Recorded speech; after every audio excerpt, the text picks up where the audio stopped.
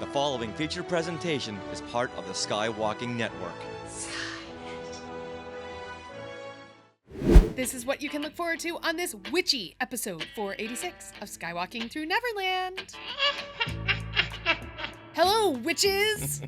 So this is episode gonna be rated PG-13 a little bit. We're gonna go down the witch's road. Basically, this was taking a domestic object and turning it on its head and making it sexual. And this book was really partly responsible for the witch hunts to go viral. Wow, this episode is off the rails. I told you we'd all be learning something. Oh, yeah. Are you ready? Off to Neverland. Here we go. A long time ago, in a galaxy far, far away. To all who come to this happy place, welcome. Disneyland is your land. When I first made Star Wars, everybody in Hollywood said, well, this is a movie Disney should have made. You're more than just fans. You're family. Best day ever! Secrets loud. It's about family, and that's what's so powerful about it. Hey. When you use a bird to write with, it's called tweeting. When we visit the world of Disney, we never grow old. It's a Peter Pan, Never land that keeps us young in heart. This is Jedi Master Obi-Wan Kenobi, and you are skywalking through Neverland. I have a good feeling about this. Hey, Skywalkers, and welcome to the bewitching season. But how much do you really know of these dark magical creatures known as the witches? Well, sit tight because we're gonna go down that witch road to learn some witch history. But which one am I? I am Richard Woloski. And I want to welcome you back to Skywalking Through Neverland. This witch right over here is my sweetie wife, Sarah, the witch of all witches, the witchy poo that is Sarah. How many times can I say witches in a 10-second time span? I don't know, but we're here, witches! I'm excited! We are your enthusiastic podcast destination for the many decades of your Star Wars, Disney, Marvel, pop culture, and witchy fandom. So imagine a big Wookiee hug from us, a little sprinkle of pixie dust, and perhaps a few witch cackles for our family of Skywalkers. All right. Oh, I know, right? Isn't that cool? I just heard a witch. Me too. Oh, that was you. No. Okay, go on. Okay. We are live on the Skywalking Through Neverland YouTube channel right now.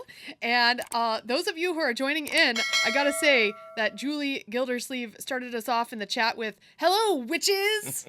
and really made our day. So thank you, Julie. And Adam O'Brien, he is here from Australia. Oh, excellent. I'm not sure is it Halloween yet over there in Australia, Adam? I can never keep track of the days, the separation of days between us and you. Have you had Thanksgiving yet? Do you have Thanksgiving? You don't have Thanksgiving over there. They don't have Thanksgiving. No. But you know what they do have over there? YouTube subscribers. Oh, yes. Whoa, is that a segue or what? Even witches need YouTube subscribers. They do. All now, right. last week we were at 9,108. Okay. And I think we just asked for 3 more to get us to 9,111. Yes. There's something always funny about the number 11. So we wanted to get there. Okay. But you guys went not only funny, but you went a laugh riotous. 9,116. Excellent. 5 more than we asked for, and you got us there. I love it. Yeah. So, homework assignment next week, 9120. I like that. It's only 4 more. It's only 4 more. That. We can do it. If we were close to some kind of number that divided by 3, that would be better, but we're not. We're not close to like 9133 or something like that. Oh, I beg to differ. Hold on. Oh, wait. Siri, what is 9,116 divided by 3? The answer is approximately 3,038.6666. Very fitting. Very fitting. Thank you, Siri. Oh, my goodness. Wow, that's funny. So then we should just stay here then. Oh, at no. 9,116. Oh, because it's 0.6666? Yes. What do you say about that? No, I think we need, that's some true. more. Okay. Okay, we need All some right. more. All right. This is Order 666. But now, last week we were telling everyone about the podcast downloads. Yes. And the weeks before that. And we said we were at, I think we needed 5,000 more. Right. But now we just need 3,800 more. Oh my gosh. To hit the 1 million audio podcast download mark. Yes. Wow. But that number went way up because... Yes, it did. Yeah, You mean it went way down? Yes. The podcast, the downloads went up. Yes. And the number that we need went down. To reach 1 million went down. All right. Point being, we're almost at the 1 million mark. Okay. That was a very long way to go to give you that point. Get it? Point, pointy hat. Oh. See, this has all been scripted out. Yes. Can't you tell? So thank you, Skywalkers, for doing all you are doing to help us grow. Yes. All right, well, in this episode, we are exploring witch culture and myth from the earliest accounts in history. What is witch hysteria? Why do witches come in threes? Why do witches ride brooms? How has their perception changed over time? We also go over our favorite witches in pop culture, and those of you watching live, we will be asking you in the chat when we get there. Now, we are being sponsored by Small World Vacations, and they are a diamond-level Disney vacation planner travel agency that can help you book your trip to a Disney park around the world, or on a Disney cruise, or both.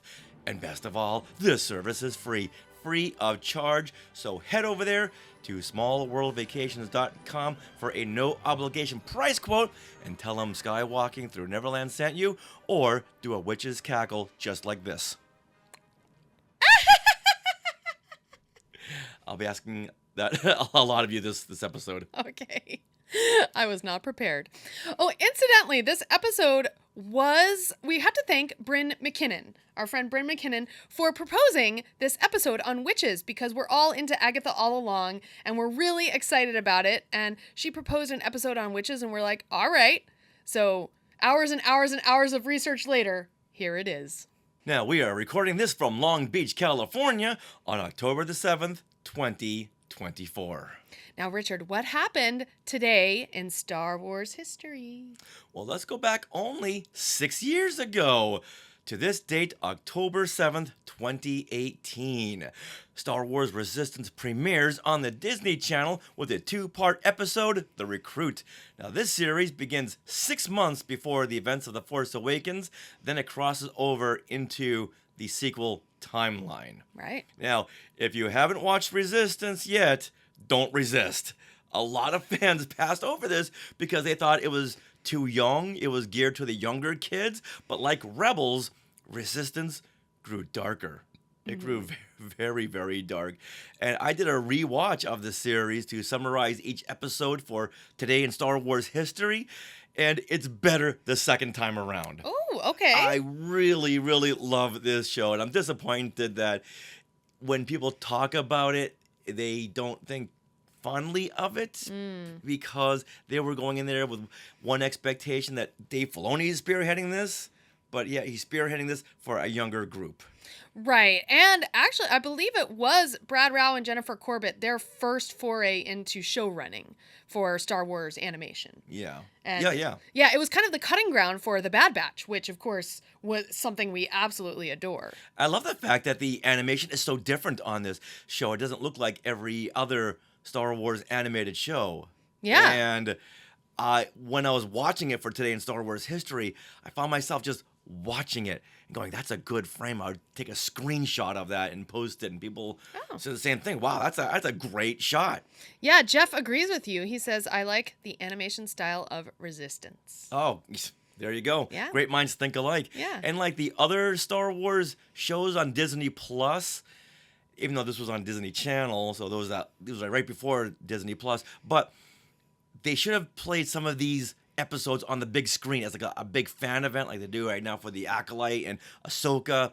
Have a fan event, maybe even for the series finale. Yeah, that would have been great. Yeah, because this really screams for the big screen because it had a lot of big creatures in it.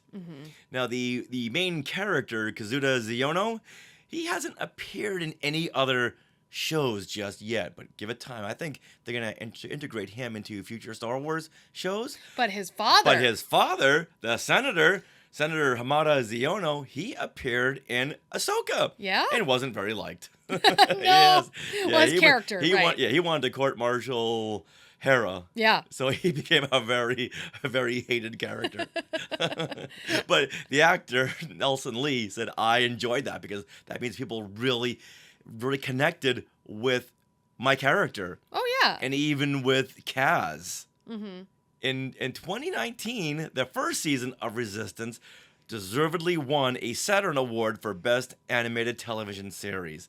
Deservedly so, because once again, this was a really good series. So don't sleep on Resistance. It is readily available on Disney+.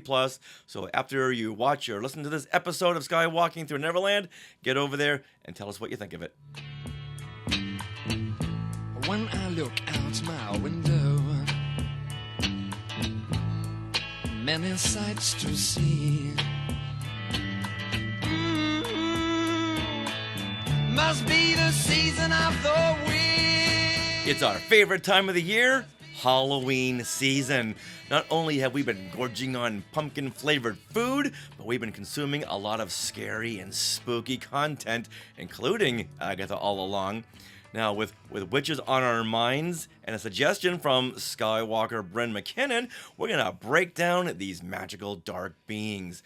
We'll go over various myths, a brief history, and their pop culture appearances. So put on your favorite pointed hat and grab your witch's broom. So let's get down the witch's road. Are we going to get down on the witch's road? Get on down. See, you know what? Oh. I had the whiz stuck in my head. Oh, that's ease on down. Oh, okay. Ease on down. Ease on down. Well, here we go. We're going to go down the witch's road. I was trying to combine too many pop culture references. Didn't work out. And if you're watching on YouTube, that is our new design that is on our TeePublic store right now. And I believe a new sale starts tomorrow. Oh. Yeah. I highly recommend the purple version. Yes, it really pops. Yeah, I love this shirt. It's beautiful. Also, there's about 25 Easter eggs in here having to do with the series Agatha All Along. We should put this up on Facebook and have people find it. Oh, I should. Find the icons. Yes. Find the images. All right. Now, Don Glover is asking in the Sky Chat, are we going to break into a song? Probably. I did last episode with the Monkey Men, and Sarah took me aside and said, never again. Never again. Then she went to HR and complained about me. So I was written up for singing. But I can sing. Yes. Down, down, down the road. Down the witch's road. Moving right along.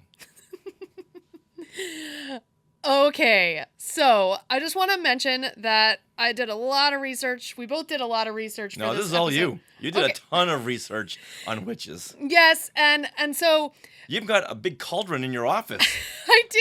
I didn't want to ask about that, but Uh-oh. maybe I should because I heard some screams behind the closed door. Well, you know, the minute you start Googling certain things, other things pop up, and yeah, we'll talk about it later. But, so, my point being, a full bibliography of all that we're going to talk about will be on our show notes for the episode. All right, so let's dive in. So first of all, I feel like we need a good definition of a witch. All right, so we're going to head back. Yeah, a witch. We're going to head back to 15th century Europe. Now, this is not when witches first appeared, but this is like a common definition of a witch that has stood the test of time. So in Europe, basically a witch was a person who does magic, even good magic like healing, and also it could mean or was paired with an apostate. So this is someone who has given up on Christianity, if you think about it. So, which is funny because that makes me think of Star Wars.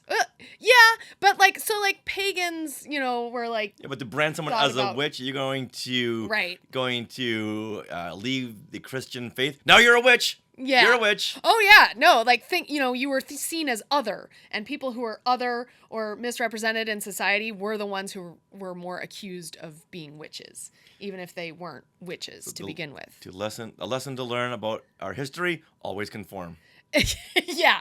Yeah, and seemingly... If you don't want to be burned at the stake, always conform. Exactly. Now let's go to America in the colonial period. Now, this is when, again, a difference in religion caused witch accusations. So, like, let's say that Native Americans accused Europeans of being witches because they brought over diseases and things from the old world, right? Mm-hmm. And then also, similarly, colonial people would accuse Native Americans or other non-colonials of being witches, basically for practicing their own religion. Like Native Americans would use totems or charms. Other people would use like potions, things like that. They're using this term very fast and loose. They are. Now that's kind of how witch hysteria began, but we'll get there.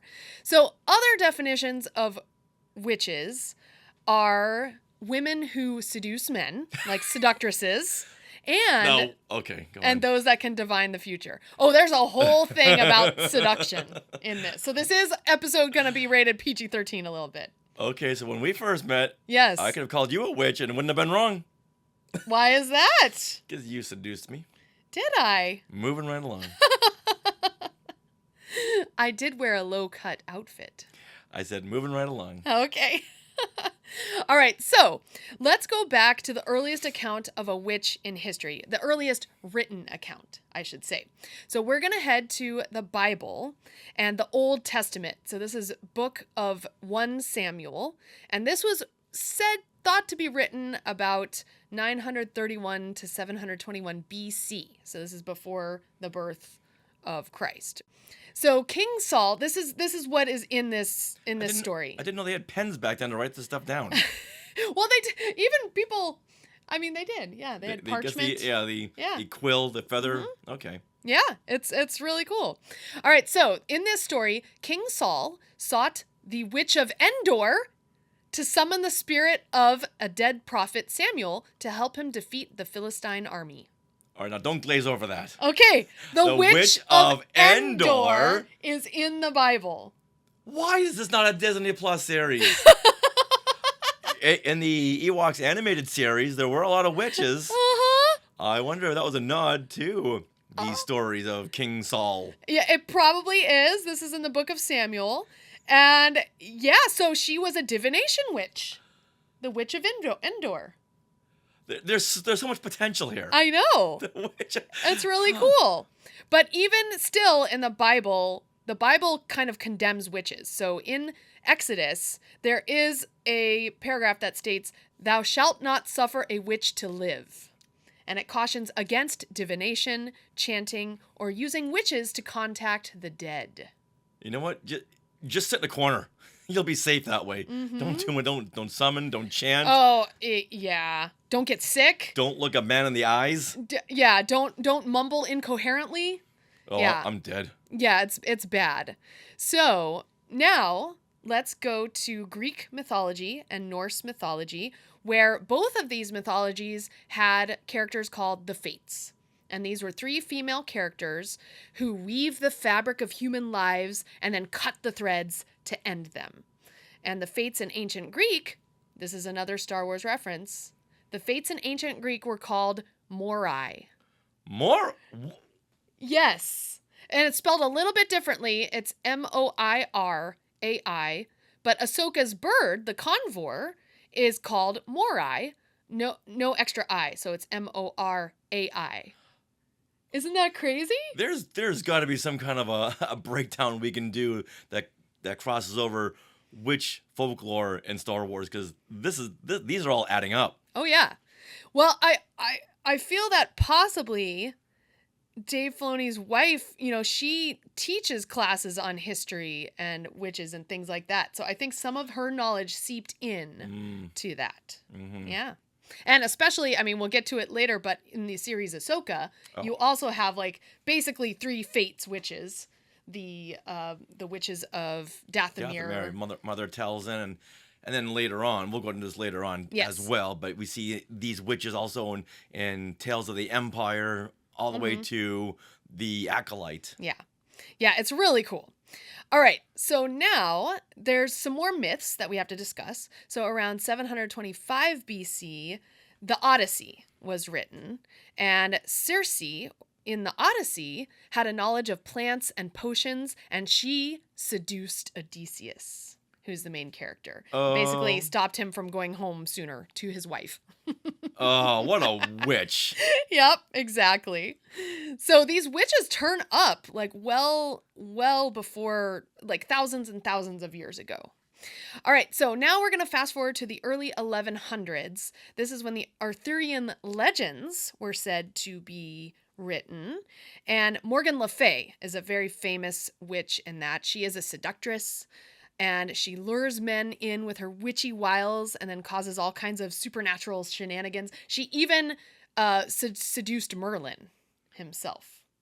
All right, so then Shakespeare. Shakespeare has 3 famous witches in Macbeth. And they are the Weird Sisters. They're the ones who chant double, double, toil and trouble, fire burn and cauldron bubble. And they brew potions and also use divination to prophesy Macbeth's future. Yeah, and then they called back to that for Ahsoka. That was the name of one of their episodes. Yes. Toil and Trouble. Toil and Trouble. Yeah, and also, let's see, actually, John Williams famously used those lyrics in some of the Harry Potter music that they were singing. Double, double toil and trouble. You know, the little choir, the chorus. Oh. Yeah, the school chorus uses those. I can hear that now. It's very cool. All right, so those are some famous witches in history. And if you guys have any to add, please add them in the comments. I obviously am not going to go through all of them because that would be a little crazy. Oh, we're here for it. Okay. Well, let's talk about now witch hysteria. Which one? Witch. Which one? The witch. Who's on first? Witch hysteria. Okay, got it. Yes. Let's go. Yeah. Okay, so now this is when basically witches jumped from pages to real life, according to what people would accuse each other of. So now in America, we always talk about the Salem witch trials, but witch hysteria began in Europe a couple centuries before it happened in America. And really, this can be brought about by the pervasion of famine, disease, poverty. You know, things weren't looking too good in certain areas, like little towns, and people would look for a scapegoat as to what was happening.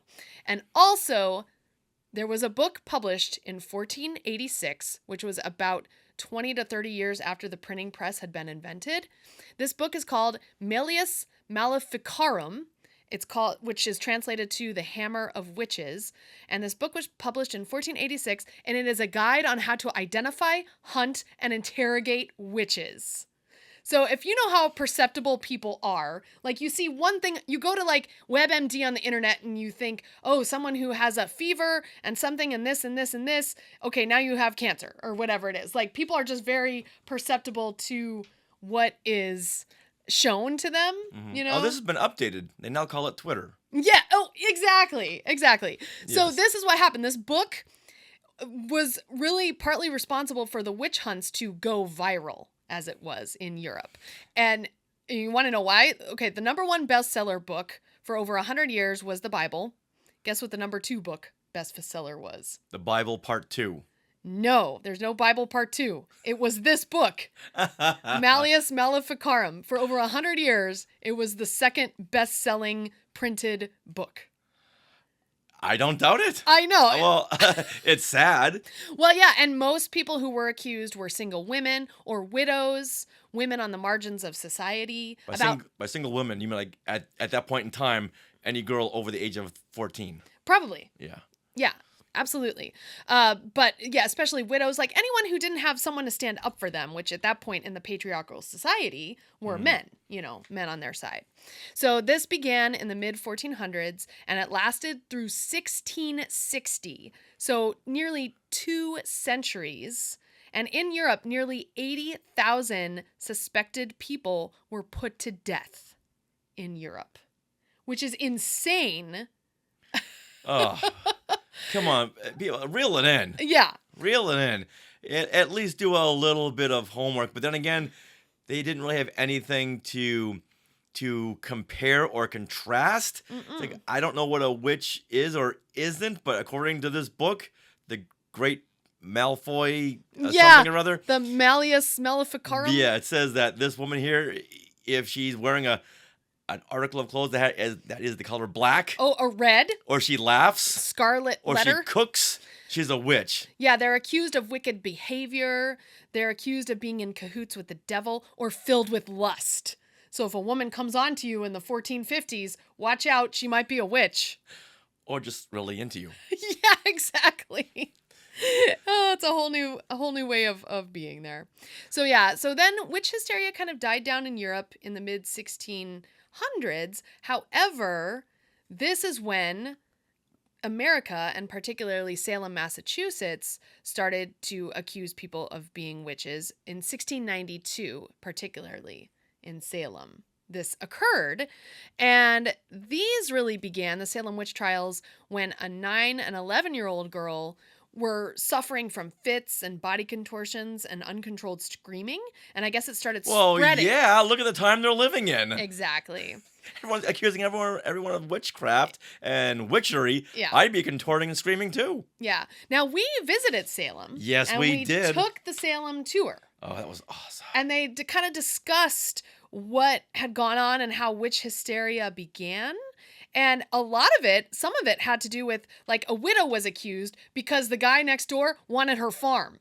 So he's like, oh, let's get her out of the way. Let's accuse her of being a witch. You remember that? This is like so modern day social media. Yeah.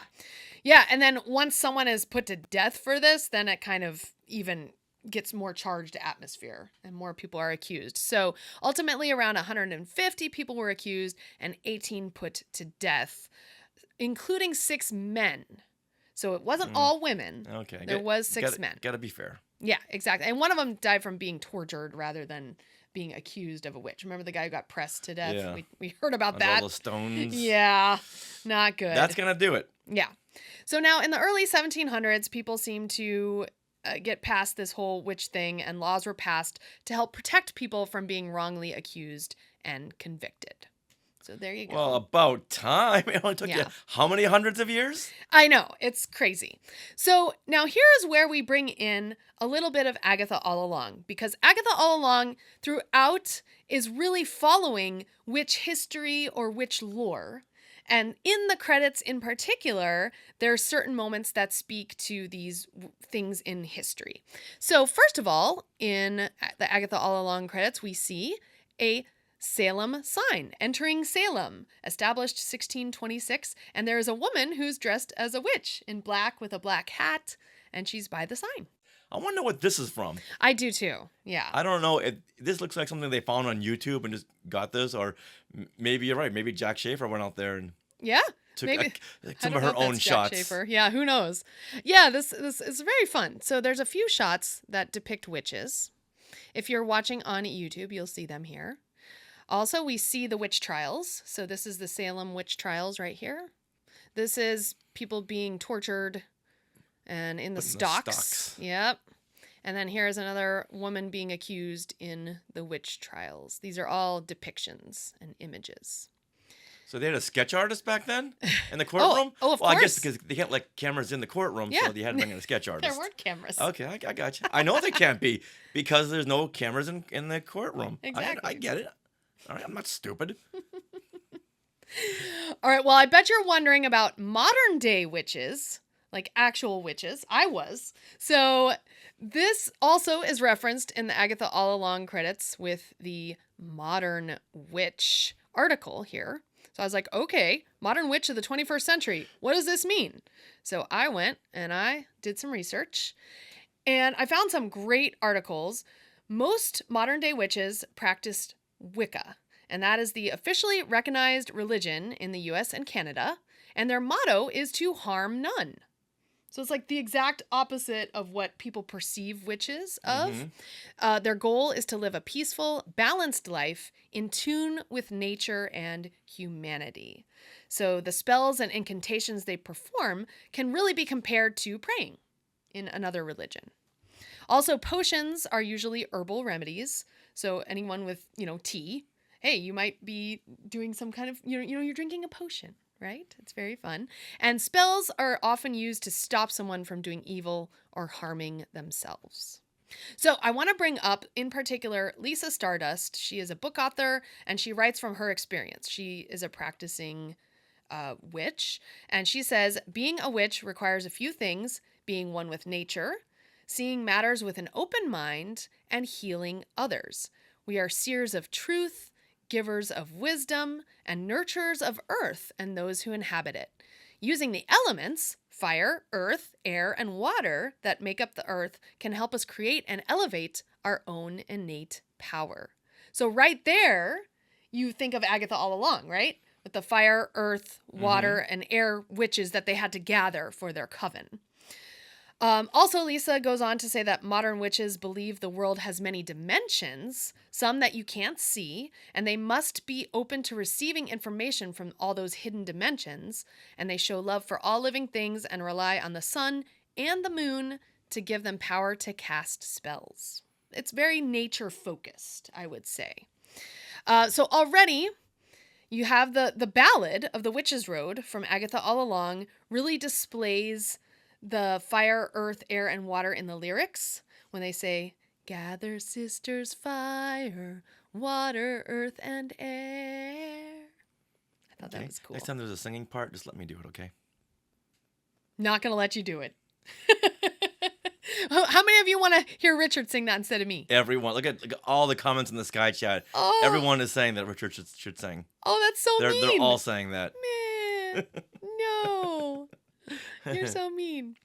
All right. Well, once again, Agatha All Along is bringing around modern witches in the credits. So we're going to go here. So in the credits, you see an image of a quartz or a rose quartz stone. It's hard to tell, but these stones are used to gather different energies from different dimensions and help you do things as a modern witch. Also, there is the image of a pentagram, which is a common witch symbol. And there are herbs and flowers speaking to that earth witch. And that's incidentally when Deborah Jo Rupp is being credited. Yeah. It's very cute. Maybe those flowers were called Deborah Jo Rupp.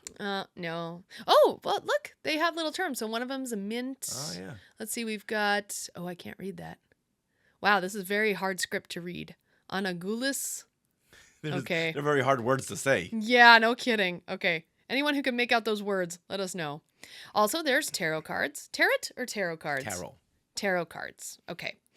And we have a Ouija board. This is a very zoomed in part of the Ouija board, but that is the Ouija board. And it's spelling out Sarah Haley Fan CSA. Yeah. Oh, what do you suppose that means? That means casting by. Oh, no. Oh, you guys are all doomed. Get out of the house now. Leave the children. Take the pets. Get out of the house. Uh-oh, people are weighing in on your singing, Richard. Well, Bruce Brown's got your back. Thank you, Bruce. I knew we were good buddies. Says Rich can sing. Julie wants us to do harmonies. Yeah, Julie, that's not going to happen. Maybe if you're here, yes. Not with him. All right. And Aaron, on my side, mute his mic in all caps. Thanks, Aaron. Thanks, buddy. Oh, my goodness. Okay. All right, let's get to the fun witch stuff. Okay, what do you want to know? Transportation. Oh. Yeah. I've always wondered who came up with the first idea of witches riding on brooms? Because they're a magical creature, so you think they could just go from one place to the other. Mm-hmm. So I'm guessing it appeared in a movie somewhere or in a book, but a witch riding on a broom is just something I want to get into. Okay, well, get ready for this, because it kind of blew my mind. Why do witches ride brooms? Well, in 1451, so we're going back to the very beginning of when witches were starting to be accused, this is art history. So in 1451, poet Martin Lafranc's La Championne des Dames, whatever, Defender of Ladies, is his poem. And in this edition of his book, this poem, it depicts two women. One is riding a broom and the other a stick. Or a dustbuster. Or a dustbuster. Or what are the little sharks? Little sharks? The Roombas? The Roombas. Oh my God. So this is it. Oh, there you go. This is from what year? This is from 1451. Whoa. So 1450s. This is in France. So, and this is an image that was kind of promoted. Now, this is the known first image of it, But things were swirling in the zeitgeist that witches rode brooms because the broom, first of all, is a symbol of female domesticity, yet it's also phallic. So riding on one was a symbol of female sexuality. Now I see it. Exactly. now I see both points. And as you know, if you're a woman who displays any kind of sexual arousal at all or anything, comes on to some, you are accused of being a witch. Well, that witch right there on the bottom. Yeah. Yeah, she's dead. Yeah, exactly. So basically this was taking a domestic object and turning it on its head and making it sexual. And there you go. Now I can't unsee it. I know. Isn't that crazy? Like, the patriarchal society just really wanted to put women down in any way they could. I'm this sorry. is one way of doing it. I'm sorry I brought this up. But I was flabbergasted when I saw interesting. that. Yeah. I was like, oh my God. It like makes a lot of sense now that you think about it. I hope no kids are watching. But, I know. You know. If they are, they got to learn somehow. There was a lot more graphic pictures I'm not going to show, which is basically naked women riding the brooms. It's like, okay. Yeah, I don't need to see that. Yeah, we don't need to show that here. But maybe wow. they're like supermodels, but yeah, I'm sorry. What? They were drawn. They were drawn images. They cast a spell on me. I'm sorry. Casting spells, yes. Yep, family show down the drain. Yeah, sorry, Aaron. Yeah, I feel sorry for those in Paraguay because they're not going to hear this show. Yes. Okay, and in our credits of Agatha All Along, we also see witches riding brooms. Or one. Ooh, there's one's 5 witches riding one broom. And that one over there he got a snowboard. Oh, yeah. What? Yeah, that is. That fourth one got a snowboard, a very thin snowboard. German sausage. It says German sausage. She's carrying a German sausage. Lady, put that down before anyone sees you. Oh my God. Yeah. You're gonna be canceled, lady. Get rid of that. Get rid of that. I wonder if this text here is from that poem that we were talking to the French poet. I wonder, the Defender of Ladies poem. Okay. I don't know, but that would be really cool if it was. All right. Suddenly, Julie Gildersleeve Quidditch has a whole different perspective when it comes to Quidditch and their broomsticks and the Nimbus 2000. Oh, wow. Bruce Brown, I never thought that of a broom. Me either, Bruce. No. Me either. Is it like band camp? Wow, this episode is off the rails. It is what you see of it. All right, shall we move on to why witches come in threes? Come on. Okay. All right, so as you can see right here, we're displaying a picture of Agatha's brooch in Agatha All Along, her necklace, which depicts 3 women. And this is the triple goddess symbol that has been around dating back, get this, to 10,000 BC. Like it's like on cave walls and stuff. This is long before organized religion. When the Trinity is introduced, the Father, Son, and Holy Spirit, before that, you had this triple goddess symbol, and people all over the world, really worshipped goddesses and gods. So before the Father, Son, the Holy Spirit, we had the triple 3 goddesses? Yeah. That's one of the goddesses. Like many religions or many like ancient Greek, ancient Rome's worshipped multiple deities. Right. It wasn't just one. Yeah. So like the triple goddess was one of these deities, and that represents the maiden, mother, and crone. And I just feel it's crazy that this is an ancient symbol. So I loved that. And the triple goddess ultimately represents the 3 transformative phases that women undergo in their lives. So the maiden is the waxing moon, the mother is the full moon, and the crone is the waning moon. And this, women go through changes in their body much more than men do. And so this is really depicted in that triple goddess. I think that's cool. I think it's a good reason why Agatha wears it. And once again, in the Agatha All Along credits, you see a full moon right before the very final credit of Agatha All Along comes on. That's more of a werewolf thing. You know what? I never associated moons with witches until this show. But... Right, okay, yeah, now I see. Yeah, but if you think about it, it does really work the waxing moon, you're growing into the full moon status, which is when you're a mother and I guess, a full woman. And then once you're a crone on the other side of motherhood, well, you have all this wisdom and stuff, but you can no longer be a mother. You can't have babies. Yeah, I see that now, but I wasn't until this. I told you we'd all be learning something. Oh, yeah. No, it's really cool. Kristen Anderson Lopez and Robert Lopez, they really did their homework with the Ballad of the Witch's Road because there are lyrics in there, Maiden, Mother, Crone, that finishes out the chorus. Blood and tears and bone, maiden, mother, crone. Once again, why do witches come in threes? So again, we're seeing this triple goddess symbol, which depicts three women, maiden, mother, crone. But then there's also the rule of three, which is a religious tenet that's held by some Wiccans and neo-pagans in modern witches, basically.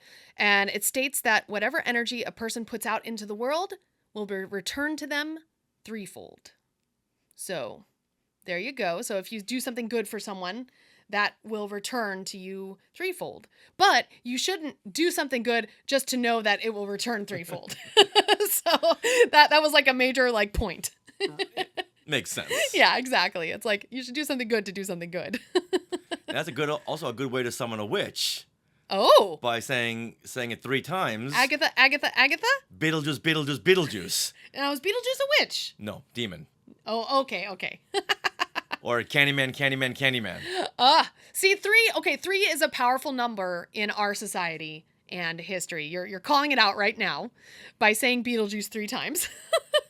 So witches throughout our history have been introduced in threes from all the way back to the Fates in Greek and Norse mythology, and also all the way up to, let's say, Hocus Pocus, where you get the Sanderson sisters, Winifred, Mary, and Sarah. You also have the Witches of Eastwick, which are also 3 witches, and Charmed features 3 sisters as well. Now, you can kind of bring this around to Harry Potter a little bit because the main 3, there's 3. I know they're not there's Harry, Ron, and Hermione, but it's 3 people at the center of our story there. And then this is when we get to Star Wars. Ahsoka, in particular, introduced those 3 great mothers that were living on Peridia. And they're kind of like the mothers of the Night Sisters of Dathomir. And they were practitioners of dark magic, and they claimed to be able to read the threads of fate and destiny, and Thrawn used them to divine those threads of fate and destiny. So much like Samuel kind of did way back in the Bible when he used the Witch of Endor to summon the spirit of Samuel. Ooh. So why would anyone want to burn these people? Well, looking back, that it scared them. Something that I myself can't define, so that scares me. So I'm going to burn you. Exactly. And if you think about it, we don't talk about Bruno from Encanto. Bruno could divine the future of people, and people got upset at him when he divined something bad that would happen to them. So the same thing happened with women who would divine the future, like, oh, your husband's gonna die, and he died. Now she's accused, now, oh, well, you made it happen, kind of a thing. You're the one who plunged a knife in his heart. I knew it was coming, but you're the one who actually did it. And now you're talking about Macbeth. All right, so now we bring ourselves to a big question. What brought the change in perception of witches from evil to fascinating? And ultimately, a fun Halloween, costume. Yeah. Exactly. So we can point to books, movies, and TV in pop culture. Now, the Wizard of Oz book was written in 1900. And in 1939, The Wizard of Oz came out as a film. The MGM classic. Exactly. Now, Wizard of Oz had, yes, the Wicked Witch of the West, but it also had Glinda the Good Witch. And this is a depiction of a good witch, which is one of the first ones, really. He also had the Wicked Witch of the East. Yeah. But she went down. And we never saw her wickedness, basically. No, we just knew that she had great fashion sense when it comes to footwear. Yes, exactly. Yeah. And also, I feel like Glinda the Good Witch looks very similar to Pinocchio's Blue Fairy, which is the movie in 1940. How so? Just the depiction of them, Glinda the Good Witch, a very similar hairstyle and coloring. Not the color of her dress, because of course Glinda wore pink, and the Pinocchio's blue fairy obviously wore blue, but the face. All right. Then we can point to the feminist movement that tried to repurpose what the witch was into something empowering. So if you think about witches, seductresses, right? Maybe a bit aggressive, an aggressive woman who wasn't afraid to talk back. And this is when we got the Bewitched TV show in 1964. And it depicted a woman who, while she had more power than her husband, but she always kind of deferred to him. Mm-hmm. Yeah, so it was the 60s after all. Yes. Yeah. she was the housewife, but yes. Behind closed doors, when the credits rolled, we knew who ran the roost. Right, but then you had her mother come, and she was not to be trifled with.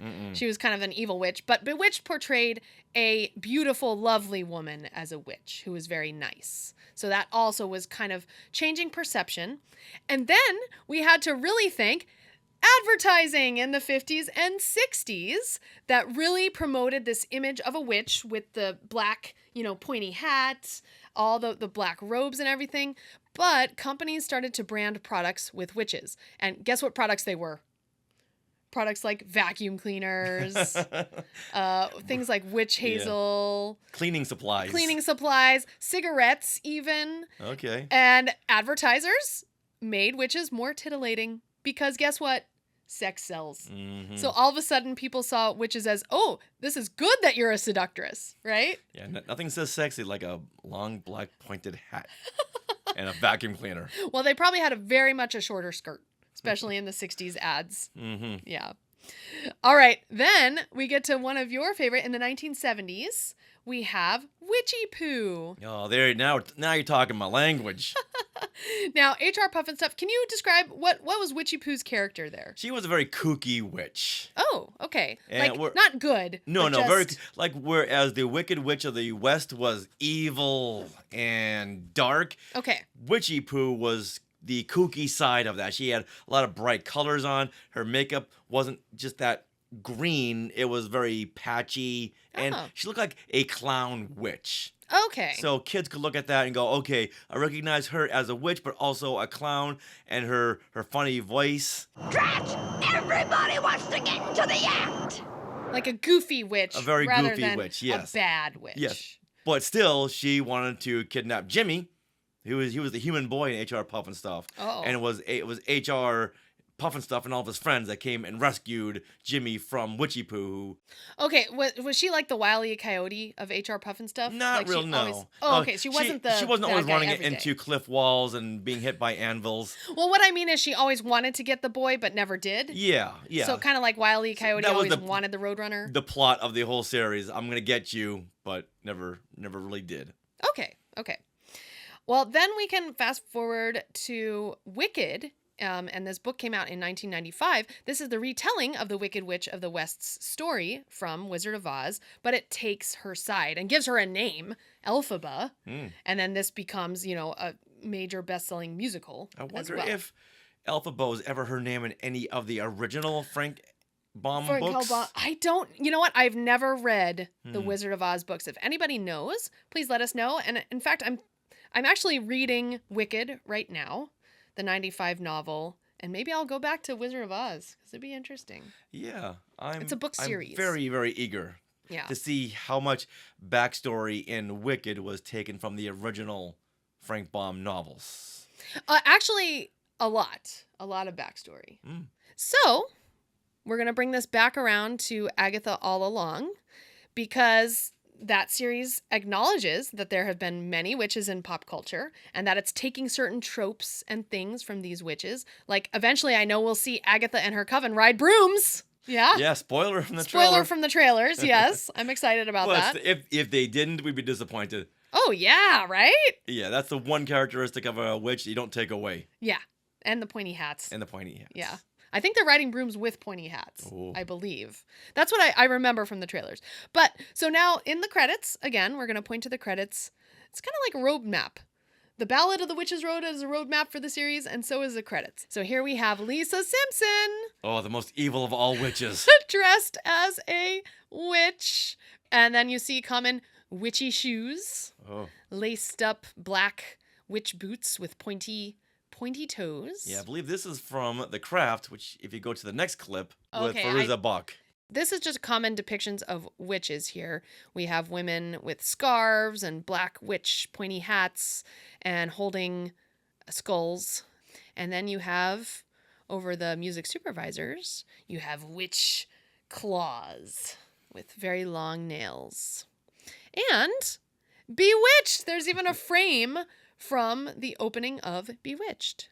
And she's wearing purple. Yes, she is. Also, instead of the Wizard of Oz reference, there's a reference to the Wizard of Oz animated movie with, I believe that's Dorothy, right? Yeah. Talking to the lion. The Cowardly Lion. Yeah. But overlaid with words Cotton Mather, which is part of the witch trials, Salem witch trials. Oh. Yeah.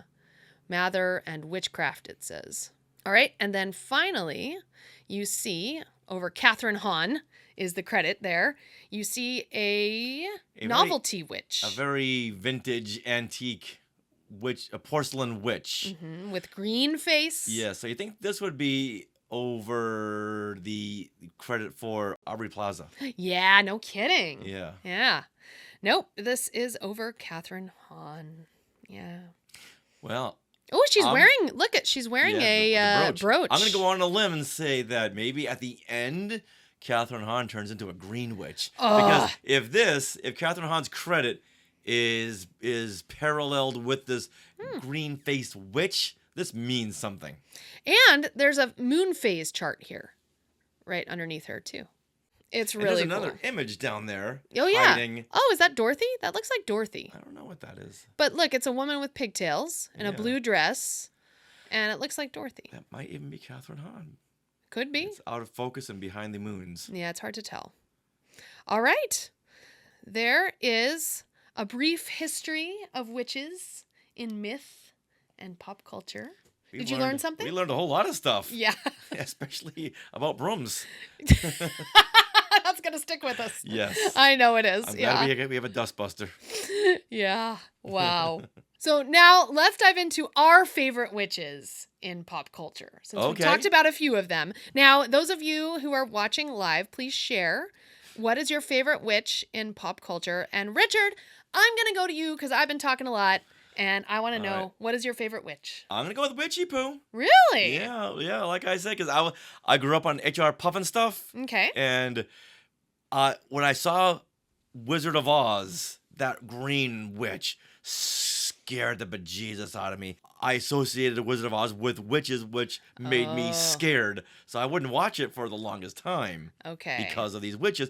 But then you would see HR Puffin stuff with this very kooky witch, Witchy Poo. Mm-hmm. Played by Billy Hayes, and suddenly you think, oh, witches can be kind of goofy, kind of silly. So I like that. So it balanced my fear of witches.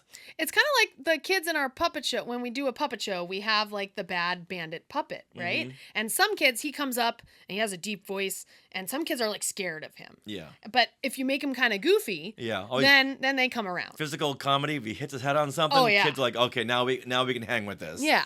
And so then, that's what Witchy Poo was for you. Exactly. Yes, because HR was always thwarting her. But then you go to the Paul Lynde Halloween special, and you have these two witches working together. You have Witchy Poo and the Wicked Witch of the West. Margaret. They're teaming up. Yeah, Margaret Hamilton and Billy Hayes, the original actresses of these witches. And I remember seeing this in 1977, I think it was, 76. And I just had the greatest time with this. We got to watch this again. Yes, because the Wicked Witch of the West wasn't as evil and scary as she once was. No. Because now she's being played, she's playing off of Paul Lynde. But her voice. Yeah, that was her voice scary. is chilling because it's so ingrained in your head as the evil Wicked Witch of the West. Yeah, and in fact, she was even on an episode of Sesame Street, the Wicked Witch. Whoa. The switchboards at the Children's Television Workshop and PBS everywhere lit up. This witch appearance on Sesame Street scared the kids, and they didn't replay this episode for decades. And it finally resurfaced on a Best of Sesame Street DVD collection. Oh my gosh.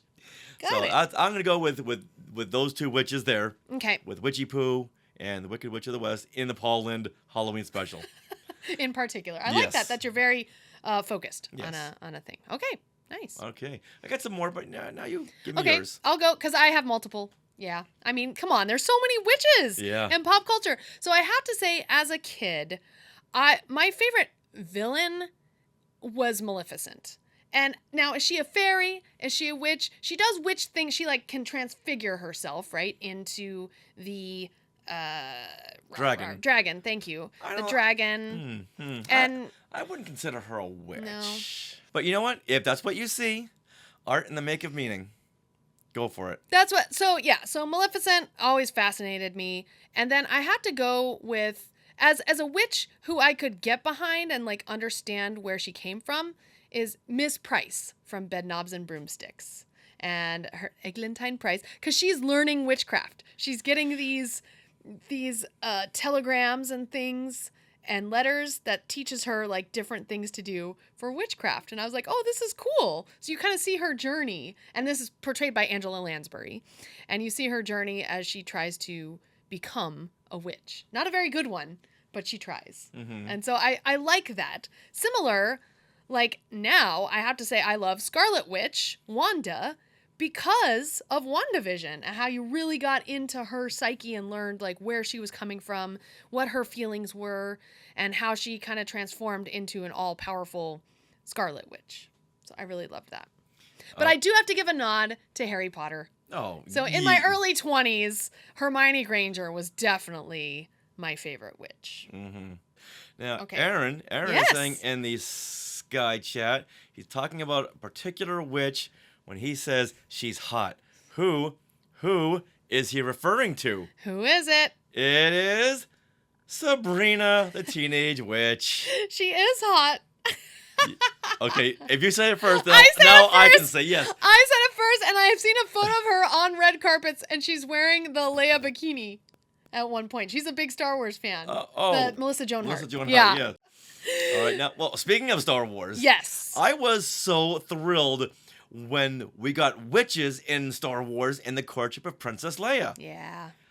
I never associated witches with Star Wars, but I guess if you think about it, they could exist. They have that magic. Mm-hmm. They could use their magical force powers, and I love the fact that they don't call it the Force; they call it magic. with a K. Yes. So it really worked. It really worked having witches in Star Wars. And then Lucas brought it around to having Mother Talzin and the Dathomir witches in the Clone Wars. So now they're canon. Now we can have witches. It's not just the Jedi anymore. It's all-powerful, Force-sensitive figures. Yeah. Now you have, and it's not just the Sith either, but now you get the third, the third sect. Yeah. Which are witches. Mm-hmm. That's so cool. Yeah. It's so cool. I love it. And then going all the way down to the Acolyte and having their witches coven. Yes. Yeah, so I'm really for having a Star Wars witches TV series. Mm-hmm. Okay. Yeah, every but you do every Halloween. Yeah. Oh, that would be great. Oh my. I would Tales of the Witches. Yeah. Instead of Tales of the Jedi, Tales of the Empire. Tales of the Witches. Ugh. That'd be great. Disney Plus, Lucasfilm, come on, we're right here. We're giving you these ideas for free. Yeah. You've got to use them. And I would believe there'd be a huge hit. Mm-hmm. Because who doesn't love the Witches of Dathomir? Who doesn't love witches right now? Right. And they're so in the zeitgeist right now. Yeah, and it's even crazy. in Tales of the Empire, those mountainside witches. Yeah. Disney. The Mountain Clan. Mountain Clan. Yes. They were their own coven, their clan. They called themselves. All right. Yeah. So that was okay. Those were our favorite witches in pop culture. Okay, but before we get into other Skywalker favorites, we need to say we had asked Skywalkers a question: what is your favorite witch, and what would you use your witch power for? We didn't answer that second question. Oh. So let's answer that. What if you had a witch's power? What power would it be? What would you use it for? Mm-hmm. Okay. So do you have an idea. And Skywalker's in the chat. Well, I was going to say flying in a broomstick, but I ain't saying that no more. Yeah, so I'm... What? Okay, What can you say that won't get you in trouble? I'll go. Okay. I'll go while you think about it. Okay. Because, yeah, who doesn't want to fly? But I have to go with I would use my witch power to clean my house. You that said would it, be not me. my You said it, not me. favorite thing ever. Okay. I'd be like, turn the wand, done. Kitchen clean. Just like the Weasleys. Spotless. Exactly. Like, you know what? I'm taking it all back. My favorite witch is Mrs. Weasley. I take it all back. She does it right. She uses it to cook. She uses it to clean. To get those household chores done so she can get on with life. She's very efficient. Yes. I like that too. All right, then my power. Yes. I want to command an army of flying monkeys. Oh, man. Oh, my goodness. And I'd bring them to Disneyland Oh. and say, okay, as you're hovering above, see anyone who is being the rock in the stream, which means a person who stops in the middle of a busy walkway to text or just to stop and talk to their friend. Monkeys, you're on it. Get them, monkeys, get them. They go and they fly and they take them up. Take them and they bring them to Six Flags. That's the power I would want as a witch. I love it. That is a well-used power there. Well, thank you. Thank you very much. And we'll take them to the movies. Anyone on their cell phones? Flying monkey, get them. What you do with them behind closed doors, flying monkeys, we don't have to know about it, but we don't ever have to see those people again. Sounds good. All right, Skywalker's Academy coming in with, I'd play the Anastasia card from the Acolyte and get into people's heads. Ooh. I like that too, where you can tell people, stop texting in the movie, get out of a busy walkway, or you can have your flying monkeys do it. Yeah. That's fun. Okay, Erin is bringing up now a whole new can of worms here. I know she's not a witch, but gotta mention the Queen of Halloween, Elvira. Ooh. Okay, now according to some of our witch definitions, seductress. Okay, check. Yeah. What else does she have that's witchy? Does she do potions or chants anything? No, does she sing? She just hosts late night horror-thons. Okay. But back in the 1490s, man, she'd be accused of being a witch for being too seductress. Too much of a seductress. Guilty as charged. Yes. I love it. All right, so now let's move on to the Skywalker favorites. We posted this in our Facebook group and our Facebook page. And Instagram. And asked people, who are your favorite witches? Give us what you got. And what would you use your witch power for? Yes. So Trisha Barr, my co-host on Fangirls Going Rogue, says, I would use my witch power to lift other women up. Witches are one of my favorite topics. Favorite witch characters, Willow from Buffy the Vampire Slayer, Mother Talzin, Elsa from Frozen. Ooh, I think she's a witch. She's got powers, right? She thinks Maleficent is a witch because that's her favorite. Okay, the jury's out on some of these. Scarlet Witch, Agatha, Glinda, Wicked Witch of the West, Elphaba, and Bonnie from the Empire Diaries. Wow, Any Trisha. more? Yeah, so she says, so there's lots of good stories about witches too that were very formative to me. So Charmed, Practical Magic. That's a good movie we didn't mention yet. With Nicole Kidman. Yeah, and Sandra Bullock. Yeah, we watched that Yeah. last year.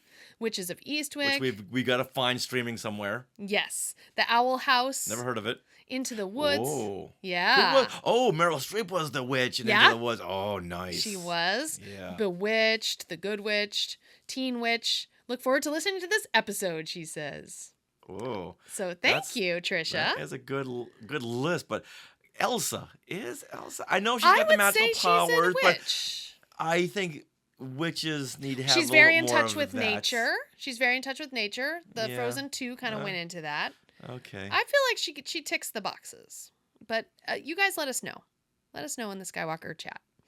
All right, Patrick Izzo has a picture of the Wicked Witch of the West and says, she scared the crap out of me as a kid. Yeah, same here. All right. Eric Unkenhout says, the Wicked Witch of the West is the quintessential witch. Yes. Hear, hear. Sarah Cole is with me and mentions Eglantine Price, as performed by Angela Lansbury, is my favorite. Mm-hmm. Now, Rex Gordon says, this is a tough question. I love Agatha and even the Dathomir witches, but Wicked Witch of the West sets the high bar. Other than world peace, I would create a new amusement park, classic Marvel Star Wars land. Whoa! With witches. That's amazing. Yeah. Oh. So I think maybe world peace and a classic Marvel Star Wars land on the same tier? Yeah, there you go. Okay. Yeah. All right, Courtney Turkell's coming in. Hard to beat the Sanderson witches. They will always be my favorites from Hocus Pocus. Mm-hmm. Yeah. All right, Alan Sanborn says, the Wicked Witch of the West, okay, it's unanimous, is hard to beat, but I greatly enjoy Witch Hazel in the Donald Duck cartoon Trick or Treat. Yeah, we need to watch that again. Yeah. That's on Disney Plus. Okay, and Willow from Buffy, of course. My two proudest witch creations were the evil Crucella Yaga from my show, Crowning of the New Witch Queen, and plug, Yeah. and the teenage Willow the Witch. And I'd love to fly on a broom. Not anymore, you wouldn't. And cast short-term spells on people. Or long-term. Either is fine. Thank you, Alan. Yeah, Alan is the, Halloween. He's Mr. Halloween. Mr. Halloween, yes. All right, Kelly Turkell says, it's hard for me to choose between the Sanderson sisters or Marnie and Grandma Aggie Cromwell from Halloween Town. Definitely my first introductions to witches. So, yeah, very cool. She also likes the witches from Charmed. And Julie Green Gildersleeve. So she shared a photo of her and her friend. I think, is that probably her daughter? And they are in the Wizarding World of Harry Potter at Universal Studios. Yes. She says, evidently I have a love of witches that goes across several different fandoms. As a Harry Potter fan, I would say my favorite witch is Hermione. I love a lot of the witches others mentioned. So Eglantine Price, Agatha and her coven, Witch Hazel, and Madame Mim. Oh. Very good call out. Now, I didn't list her as my favorite witch because she's one you love to hate. Like, she's not my favorite. Yeah. But yeah. She's very witchy poo. Yeah. And she also loves Samantha from Bewitched. Yeah. All right. Jess Levesque. Okay. Now, Jess Levesque, she is a practicing witch. Mm-hmm. So here is a photo from one of the events that they had performed at Lancaster Thrills. She is dressed in a red cape and a red witch hat with a black dress, and she's with two other witches. And she says, I am the one in a red outfit. I work for a group called Bewitched Buffalo. This group dances a lot for entertainment and for charity, too. They help out animal shelters, food banks, they visit senior centers and hospitals, so that way everybody can still enjoy Halloween while they're recovering or terminally ill. And she says that making children smile and adults smile that need magic in their life is one of her greatest joys. So she's practicing that do no harm, which is one of their main tenets. And she continues, the purpose of what we do is to break the negative stereotypes of how a witch is normally portrayed on film, television, and in stories. And the main thing that matters most is whenever you perform, it's really the smiles that make it all worthwhile. One of the best organizations I ever joined was this wonderful coven. Oh, nice. Wow. I've known Jess for a while. I didn't know. Yeah. I didn't know anything about this. No, that is really, really cool. So thank you, Jess. I'm so glad you shared your experience. And thank you to all the other Skywalkers who shared their favorite witch. Once again, Wicked Witch of the West. She is on the Mount Rushmore of all witches. Just her, no one else. Yeah. Yeah, so thank you all to all the Skywalkers who weighed in. Let us know what your favorite witches and powers, and even in the Sky Chat. I think this was a really fun episode. Yeah, I hope you guys learned a lot. I know I did, doing all that research. Yeah, once again, good job. You. Good job. Triple goddess and full moons and broomsticks. Oh my.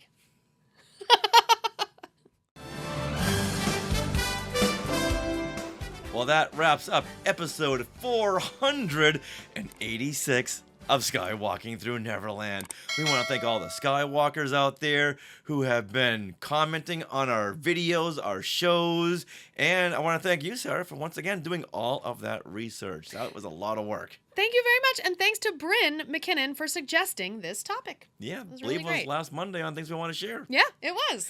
And we want to thank everyone for subscribing to our YouTube channel. You ask, and you guys deliver. We can't thank you enough.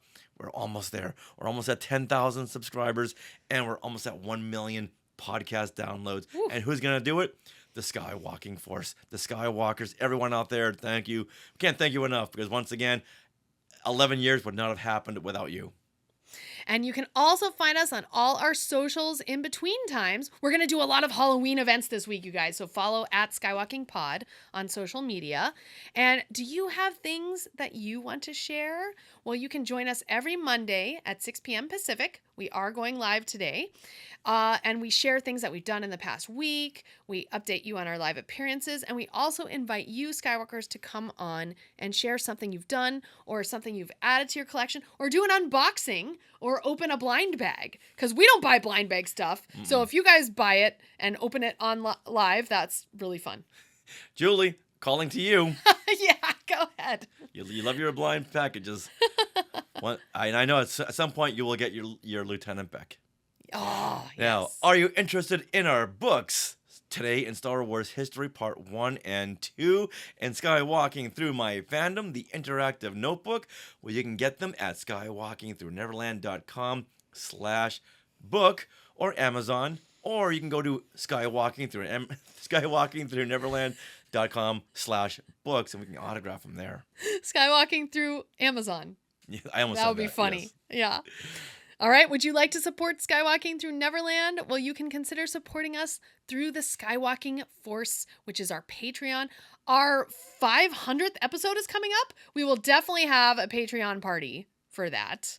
And if you guys have any suggestions on Patreon, what you'd like us to do there, like would you like to suggest some topics for episodes? Let us know if that's something you'd like to do. Yeah, like Bryn suggested this episode. Yeah, she's part of the Skywalking Force. And you guys have access to bonus content in the form of our Zoom discussions on Disney Plus shows, including Agatha All Along.